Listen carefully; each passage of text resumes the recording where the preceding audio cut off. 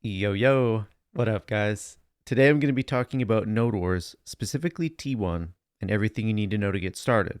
This will include gearing, buffs, and also options if you're a brand new player looking to join the Node War scene. T1 is a 30-player capped PvP mode where your goal is to claim and hold a tower to secure your victory. It's also just a great excuse to get out there and get involved in some player versus player combat. BDO doesn't exactly do the best job in introducing this system to its player base, so let me help guide you. You can check your caps by opening the map. Click the cross swords icon at the top right, and then hover over a T1 node. This will be in the Belnos or Serendia region. Gearing for Node War is pretty simple due to everything being capped. If you're a brand new player, I'll have a separate section for you to follow in the timestamps below. But I do recommend watching the whole guide because there's lots of information to take in. If you're above the AP requirements, slap on a 3-piece Tungrad set, specifically the necklace, belt, and earring. This will allow you to recover your Black Spirit Rage, also known as BSR, past the 100% cap. In a recent patch, a salad?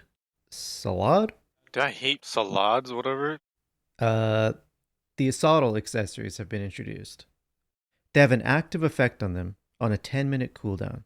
The 10-minute cooldown is separate, meaning you can utilize both of them. At Pen, the belt gives you 100% Black Spirit Rage, and the necklace gives you 100% HP. Even at Duo, Tri, and Tet, these are still very good for T1s. The Assault accessories are a min-max option. There aren't a ton on the market yet because they were just introduced to the game, but I will be looking to use these in the future. Another new addition is Sovereign Weapons. They have 5 open modification slots. This is some crazy min-max, but if you want to deck yourself out solely for capped content, then use these Reforged Stones. The final slot is a toss-up between air attack damage and critical hit rate. This really depends on your class. Because most of the stats are capped, add-ons are fairly straightforward. Here's what I use for Sork. Use 2 Black Spirit Rage artifacts if you have a good 200%, or if you just want to be able to reach 200% BSR natty without being fed. Side note, to achieve this, use the Tungrad set like we mentioned before. Otherwise, use 2 Kabuas for a total of 150 stam, or use the regular stamina artifacts for 100 stam. For Lightstones, use Crocodile Tooth. Target openings is also a good option, and if you don't have a strike yet, use the Stomping set. Here are the crystals that we'll be using. The middle slot is the Costume Crystal. They recently made a change so that most of Sork's movement skills are based off of move speed instead of cast speed, so you want 5 move speed at all times. Your options are either the Swiftness Crystal or the Intrepid Swiftness Elixir. I went with the Crystal. Side note, you need to buy a tailoring coupon from the Pearl Shop and then use it on a crafted costume. I used Orwin, but there are other sets that give move speed as well. I'll give a link in the description below that further explains this process. Elixirs are very powerful. The difference between using them and not using them is drastic. Here is the rotation I use for T1s. As a frugal man, I buy elixirs at green grade and use blue reagent to upgrade them to save a little money. Just make sure you use the Ibolab's essence while processing, otherwise it'll take forever. Trust me.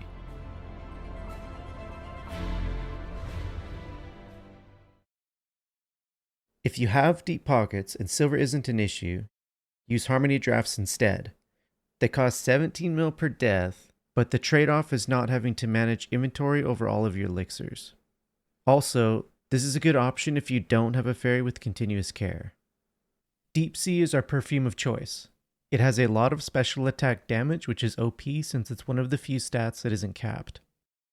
If you think this is a bit expensive but still want to use them, try only popping them when you have your emergency escape up and see an opportunity to make a big play. Whale pots have been buffed to give an insane amount of HP back, making them pretty much mandatory. Remember, you get more HP back if you pop them while you're CC'd. In my brief test, The blue whale tendon replenished an extra 200 HP while on the ground, going from 1800 to 2000.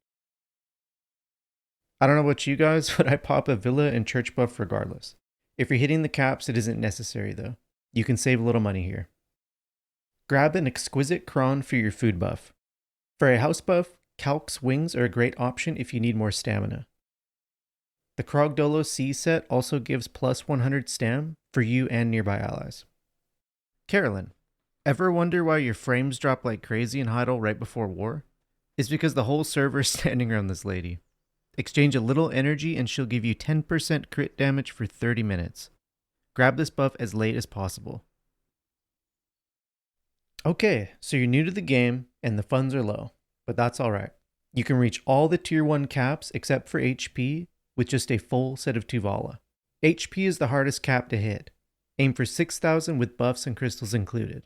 Remember, you get a free 500 HP at the start of a node war.